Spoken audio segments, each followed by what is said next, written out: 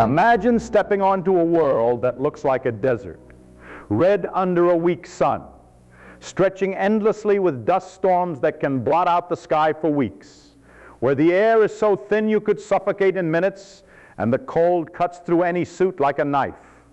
Mars. For decades, humans have fantasized about walking its dusty plains, colonizing its canyons, planting flags on Olympus Mons.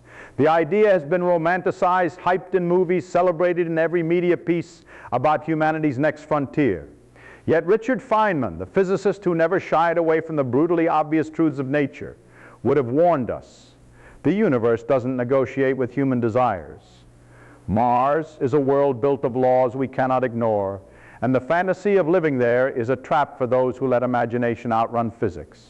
To survive on Mars, an astronaut would face the raw, unforgiving reality of environment, biology, and engineering limits that are profoundly different from Earth. It is not enough to just land there to survive. You must constantly battle conditions that are fundamentally hostile to life as we know it. The first barrier is gravity. Mars has about 38% of Earth's gravity, meaning your body would feel less weight but not zero. Over time, reduced gravity weakens muscles and bones. On Earth, walking, standing, and lifting weights constantly stress our skeletons, maintaining bone density and muscle mass. Astronauts on the International Space Station already experience rapid muscle atrophy and bone loss in microgravity, despite rigorous exercise routines. On Mars, gravity is stronger than in orbit, but weaker than Earth. Feynman would have asked in his characteristic way, what happens if you live in partial gravity for years? The human body is exquisitely tuned to Earth's gravity. The cardiovascular system, the distribution of fluids, even the behavior of our organs is calibrated to 1G. Mars will slowly strip astronauts of the strength, the endurance, and possibly the health required to function independently. It is a long-term degradation, subtle at first, then dangerous, compounded by the inability to replicate Earth's exact conditions without massive engineering. Compounded by the inability to replicate Earth's exact conditions without massive engineering. Next comes the atmosphere. Mars is enveloped in a thin layer of carbon dioxide, just under 1% the pressure of Earth's air. Human lungs cannot extract oxygen from this, and any exposure without a pressure suit is fatal in minutes. The thin air also fails to buffer the planet from radiation. On Earth, we rely on the magnetosphere and thick atmosphere to shield us from cosmic rays and solar particles. Mars offers no such protection. Radiation on the surface is dozens, maybe hundreds of times higher than what we experience on Earth, increasing cancer risks and threatening DNA integrity. Feynman often insisted on thinking quantitatively. Numbers do not lie. Astronauts may survive days or weeks with protective measures, but to live long-term, they would need structures equivalent to underground bunkers or thick shielding, because exposure, even intermittent, quickly becomes lethal. Life support systems are not optional. They are the line between existence and death. Water, that most mundane and essential resource, is another problem. Mars has ice, mostly at the poles and beneath the surface, but it is frozen and mixed with regolith. Extracting it is non-trivial. Any colony must either bring water from Earth, a logistical nightmare, or develop methods to melt, purify, and recycle water continuously.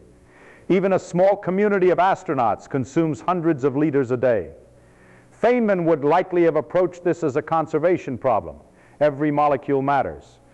Closed-loop systems exist on paper, but the margin for error is microscopic. A leak, contamination, or failure could turn a habitat into a death trap. Water scarcity isn't just inconvenient, it is immediately life-threatening on Mars. Food is no easier. Plants can grow in controlled environments on Earth, in labs and greenhouses, but Mars is not Earth. Its soil lacks nitrogen and other essential nutrients. Sunlight is weaker and filtered through a thin but dusty atmosphere. Growing crops requires controlled greenhouses, artificial lighting, nutrient recycling, and constant monitoring. The moment systems fail, food supplies collapse. Feynman would remind us that energy cannot be created from nothing. Maintaining life on Mars demands continuous input of power, materials, and labor. Energy generation is another colossal challenge. Solar panels work, but dust storms can block sunlight for days or weeks. Nuclear options exist, but require shielding and maintenance, and every kilowatt counts. Life on Mars is a perpetual struggle against entropy, the natural tendency for things to degrade. Temperature swings are equally unforgiving. Mars is cold. Average surface temperature hovers around -80 degrees Fahrenheit. plummeting to minus 195 at the poles. Diurnal variations can swing hundreds of degrees in a single day. Materials contract, expand, and fracture. Electronics freeze. Thermal management becomes a constant balancing act. Feynman's warning would have been simple. You cannot ignore the numbers. Insulation, heating, energy distribution, habitat design, all must work flawlessly, or survival ends quickly. Mars does not accommodate human error. It amplifies it. Even beyond physical hazards, there are psychological and social constraints. Isolation is extreme. Communication with Earth has a minimum delay of 4 minutes one way, stretching to 24 minutes at the far side of the orbit. Emergency evacuation is impossible. Every action is self-reliant. The mind, adapted to social interaction and immediate support, faces severe stress. Long-term isolation can cause cognitive decline, depression, and interpersonal conflict. Feynman understood that humans are not just biological entities, but social systems. Any colony on Mars would need robust social engineering as much as engineering of pipes, electricity, and air. Mars dust is a silent enemy, fine, pervasive, electrostatically charged. It infiltrates machinery, seals, and suits. It abrades surfaces, corrodes metals, and causes malfunctions. Life support systems are vulnerable. One clog or abrasion can cascade into disaster. Feynman would have compared this to friction in physics. Small invisible forces can have massive consequences if not accounted for. On Mars, everything requires redundancy, maintenance, and vigilance. Radiation, gravity, water, food, temperature, isolation, dust. Each factor alone is survivable with planning and technology. But together, they form a web of interdependent challenges. Failure in one system strains others. Power loss jeopardizes heat, which risks water systems, which endangers life support. Feynman often warned about the illusion of independence. The universe is unforgiving of oversimplifications. On Mars, a colony cannot just live by planting flags and building shelters. Every action must be calibrated, every system maintained, every supply accounted for. Perhaps the most sobering realization comes from Feynman's principle of scientific honesty. One cannot lie to nature. Mars does not negotiate. It does not bend to human optimism, engineering bravado, or political ambition. The stark numbers, gravity, pressure, radiation, temperature, water, energy define what is possible.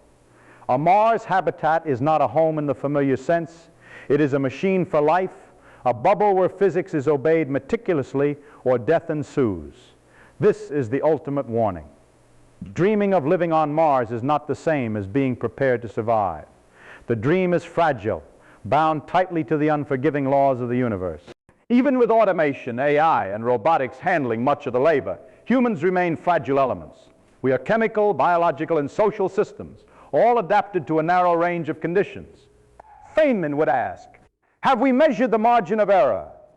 Do we understand how long our systems can sustain us before failure? Can we repair them with limited resources? The answer is that current technology is not there yet. Mars colonization in the romantic sense is decades, perhaps centuries away. What we can do now is exploration, short-term missions, rovers, probes, not permanent habitation. The dream of Mars is intoxicating. It embodies human curiosity, ambition, and resilience. But ambition without respect for physical reality is dangerous. Feynman's warning is clear. Life is not just presence, it is the continuous maintenance of conditions that allow biology to function against an indifferent universe. Mars is an experiment, but one in which failure has no second chance. The planet's surface is beautiful in images, dramatic in dust storms, eerie in silence, but it is not a home. The fantasy of casually walking and living there collapses under the weight of simple quantitative truths. By now we can see the beginning of a pattern. Each barrier, gravity, air, radiation, water, food, temperature, isolation, interlocks with the others. There is no single magic solution. Every system depends on another. This is the reality Feynman would insist we confront. Survival on Mars is an intricate puzzle with zero tolerance for mistakes. The humans who dream of planting flags must first respect the unyielding calculations of science. Failure is not an option in theory alone. It is immediately literal. A leak, a miscalculation, a dust storm, or a radiation spike is not just inconvenience, it is existential. And so the first part of our story closes not with triumph, but with caution. Mars is not just another place to live, it is an environment that defines life as a technological and biological achievement. The lessons are clear. Ambition must meet rigor, fantasy must bow to physics, and the romantic dream of living there must be tempered with the hard truth of survival. Mars is a teacher of humility, a crucible of reality, and a stark reminder that the universe does not cater to human desire. We can explore, we can study, we can marvel, but living, truly living, is a challenge far beyond planting footprints in red dust. Building a home on Mars, technology, and the limits of human adaptation. If Part 1 established why Mars is a hostile world, Part 2 must confront the technological reality. How do we even attempt to survive there? The truth is both inspiring and sobering. Survival on Mars is not a matter of planting a tent, bringing oxygen tanks, or waving a flag. It is an ongoing struggle against a planet that does not care about human life. Every breath, every drop of water, every kilowatt of power, every meal, every patch of warmth is a fragile, temporary victory over a hostile environment. Feynman would remind us that no shortcut exists. To live on Mars requires building a machine for life itself. Structures, systems, and procedures that compensate for everything Mars takes away. Let's start with habitats. A Mars habitat is not a house, it is a pressurized, insulated, radiation-shielded capsule. Materials matter. Aluminum, steel, composites, and regolith bricks are candidate materials, but each has limitations. Aluminum is lightweight and strong but conducts heat, making insulation critical. Regolith-based bricks reduce transport cost but must withstand extreme temperature swings without cracking. The shape of the habitat matters too. Domes are structurally efficient, but flat floors and interior design must accommodate human movement and storage. Every hatch, every seam, every joint is a potential point of failure. Feynman would ask, how much risk is acceptable? Even a single small leak can depressurize a module, turning a home into a coffin. The margin for error is microscopic. Let's start with habitats. A Mars habitat is not a house, it is a pressurized, insulated, radiation-shielded capsule. Materials matter. Aluminum, steel, composites, and regolith bricks are candidate materials, but each has limitations. Aluminum is lightweight and strong but conducts heat, making insulation critical. Regolith-based bricks reduce transport cost but must withstand extreme temperature swings without cracking. The shape of the habitat matters too. Domes are structurally efficient, but flat floors and interior design must accommodate human movement and storage. Every hatch, every seam, every joint is a potential point of failure. Feynman would ask, how much risk is acceptable?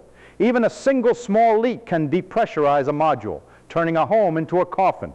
The margin for error is microscopic. Let's start with habitats.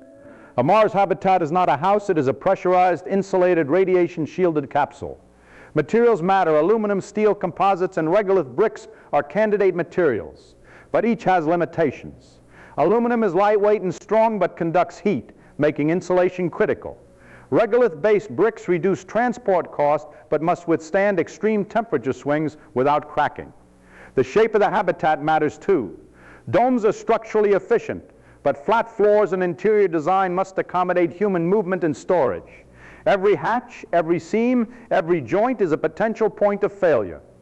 Feynman would ask, how much risk is acceptable? Even a single small leak can depressurize a module, turning a home into a coffin. Life support systems are the heartbeat of survival.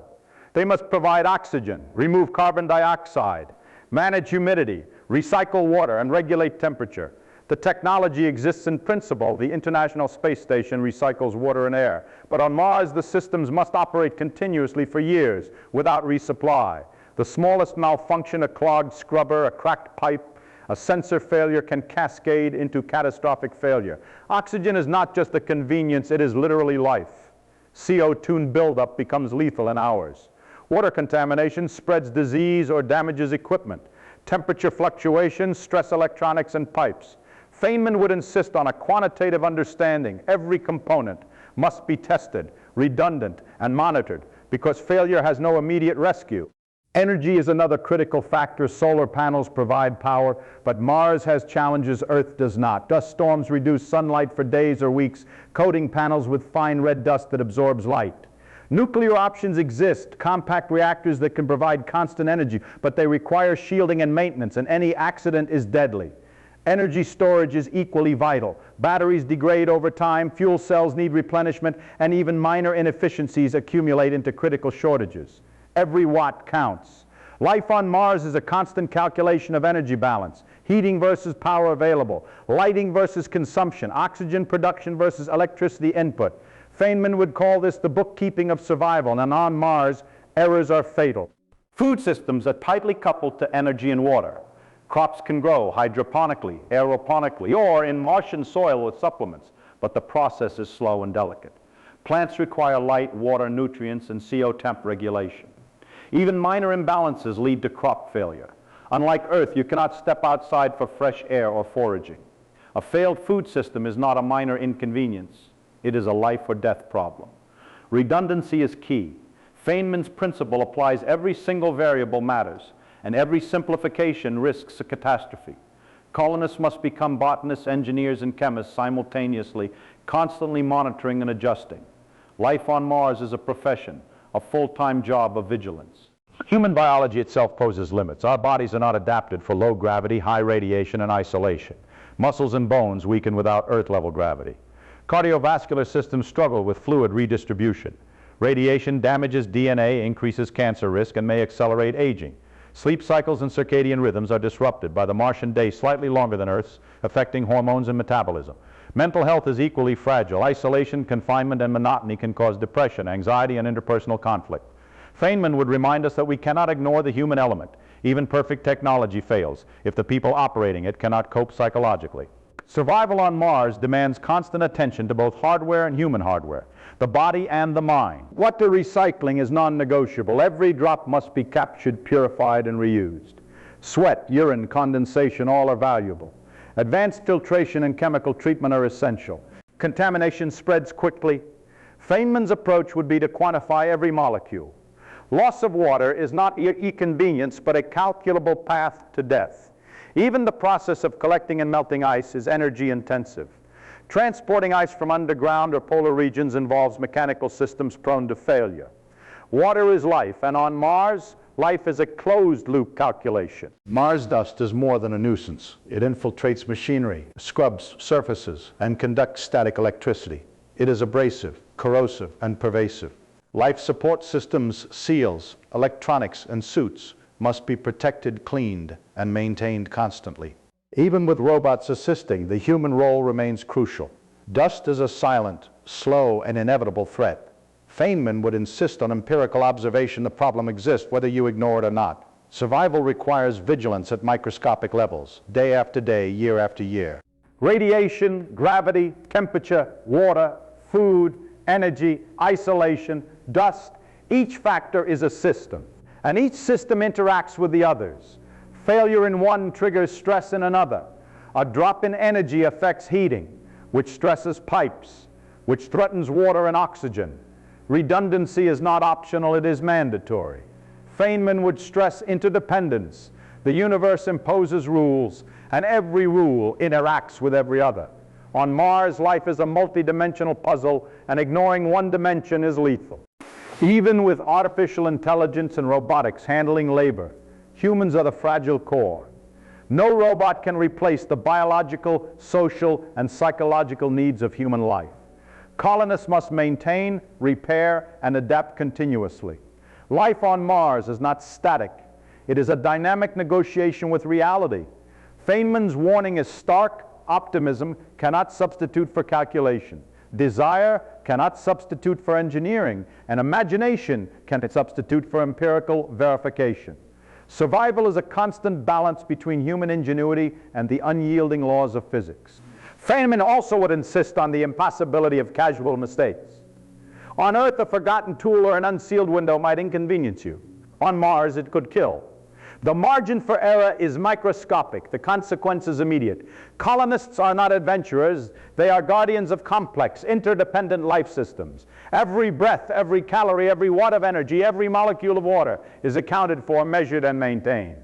There is no casual living. There is only survival, vigilance, and meticulous engineering. Ours is a laboratory of reality. Every law, every physical constant, every limitation is amplified. Gravity, pressure, radiation, and temperature do not negotiate with dreams or ambition. They impose themselves relentlessly. Feynman would challenge any romantic notion of casual living there. Mars is not a vacation spot, a colony in the human sense, or a next step in human expansion without rigorous preparation. It is a proving ground for human ingenuity and endurance, and every failure is absolute. Ultimately, the second part of our story reveals a tension between desire and feasibility. Humans want to explore, to expand, to colonize. Technology promises assistance, automation, and life support. Yet the gap between desire and reality is enormous. The systems required to survive are vast, delicate, interdependent, and non-negotiable. Every year, every hour, every action matters. Mars is not forgiving. Feynman would remind us that truth is not optional. Survival is a precise calculation, and failure is immediate and irreversible. The dream of casual habitation collapses under the weight of physical, technological, and biological reality. As we move toward the final part, the focus shifts from technology to human ingenuity, potential adaptations, ethical considerations, and the philosophical limits of living on Mars. Part 3 will explore how far we can realistically push, what compromises are inevitable, and what lessons earthbound humanity must heed. The fantasy of Mars living is intoxicating, but understanding its limits is crucial. Survival is a fragile, calculated achievement, not a simple adventure. The rules are unforgiving, and Feynman's warning echoes through every Martian dust storm. The universe does not yield to desire. Human ingenuity and the limits of life on Mars. If Part 1 outlined the harsh realities and Part 2 explained the technological and biological constraints, Part 3 confronts the final question: how far can humans realistically adapt? And what does living on Mars truly mean? The answers are complex, unsettling, and a lesson in humility. Feynman would have insisted that curiosity is necessary, but honesty about limits is paramount. Mars is not Earth, and human life is not infinitely flexible. Every advantage we gain through technology, engineering, or ingenuity is countered by fundamental physical and biological constraints. Life on Mars is possible only as a sustained, highly controlled experiment, not as casual existence. Consider human adaptation first. Our bodies evolved under Earth's gravity, pressure, radiation, and day-night cycles. Alter any one of these factors, and subtle physiological consequences accumulate into severe health risks. In partial gravity, bones lose density, muscles atrophy, and balance is impaired. Cardiovascular systems struggle with fluid redistribution. Long-term exposure to low gravity or variable pressure can permanently alter organ function. Radiation on Mars further accelerates cellular damage, increasing cancer risks and potentially causing neurological degeneration. No amount of exercise, shielding, or medical intervention can completely negate these effects. Feynman would quantify it. Numbers do not lie, and they show limits. Human adaptation has boundaries, and on Mars, those boundaries are tested relentlessly. Even with the most sophisticated life support, humans remain dependent on technology. Habitats must be airtight, insulated, radiation shielded, and capable of maintaining a constant environment. Any system failure can cascade rapidly. A malfunctioning oxygen generator, a blocked water recycler, a broken heater in the middle of the Martian night, or a power short during a dust storm, any of these events could become fatal within hours. Survival is a continuous, meticulous process. On Earth, failure often leads to inconvenience. On Mars, failure leads to death. Feynman's warning is clear: optimism cannot override physical law, and imagination cannot replace calculation. Human ingenuity, however, is remarkable. Engineers, biologists, and scientists can design closed-loop ecosystems, renewable energy systems, and automated monitoring. Hydroponic and aeroponic farms can grow food with minimal soil. Nuclear or solar energy can provide near-constant power. Robotic assistants can repair machinery and perform dangerous tasks outside the habitat. Sensors can monitor radiation, pressure, temperature, and oxygen with precision. In theory, humans can survive indefinitely in a highly controlled Martian colony. But theory is not life. Life is dynamic, unpredictable, and messy. Feynman would insist that every assumption must be tested, every variable quantified, and every margin of safety calculated. Psychological resilience is as critical as technological reliability. Isolation, monotony, and confinement pose severe mental health risks. Mars crews must contend with delayed communications with Earth, limited social interaction, and constant awareness of danger. Even small disagreements can escalate into crises when the environment is unforgiving. Maintaining morale is a full-time responsibility. Feynman would likely point out that social dynamics are as real and measurable as physical systems. Humans are biological social machines, and ignoring one dimension undermines all others. Life on Mars is not just a technological challenge. It is a social, psychological, and philosophical one. Ethics enter the discussion inevitably. Sending humans to Mars involves knowingly exposing them to extreme risk. Colonists must understand that death is a very real possibility, and survival will demand constant vigilance and sacrifice. Resources will be limited. Decisions about who gets oxygen, water, or medical attention may arise. Feynman often emphasized intellectual honesty. We must confront reality without sugarcoating it. Colonization fantasies must be weighed against human vulnerability. Mars is not a playground, it is a laboratory of survival, where ethical and practical decisions intersect. Terraforming is often cited as a long-term solution, the process of transforming Mars to make it more Earth-like. In reality, it is centuries, possibly millennia away, if it is possible at all. Creating a breathable atmosphere, raising temperature, and establishing liquid water at scale require energy, resources, and technology far beyond current capabilities. Even if partial terraforming were achieved, humans would still face radiation, reduced gravity, and isolation. Feynman would remind us to distinguish between imagination and engineering reality. Dreams of a lush Martian landscape remain in the realm of theory, while the immediate reality is stark, barren, and lethal. In practical terms, living on Mars means accepting compromise. Habitats must be self-contained, energy-intensive, and highly automated. Humans become caretakers of complex machinery as much as explorers. Diets are restricted to what can be grown or processed. Movement outside is limited to short excursions in protective suits. Every day requires careful monitoring of systems, meticulous planning, and constant attention to detail. Life is not casual, it is deliberate, controlled, and dependent on unbroken chains of technology and discipline. Feynman would have said the universe does not adjust for human comfort. Survival is not a reward for enthusiasm, it is a product of rigorous adherence to natural law. One of the most sobering truths is that Mars magnifies consequences. Small mistakes that might be trivial on Earth can become catastrophic. A forgotten seal, an overlooked sensor, a minor contamination, all can escalate. Redundancy is not luxury, it is the difference between life and death. Every system must be monitored constantly, every procedure followed precisely.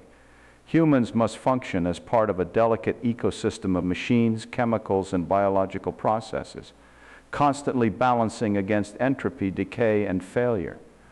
Feynman's clarity would cut through optimism. Mars is indifferent, unforgiving, and relentless.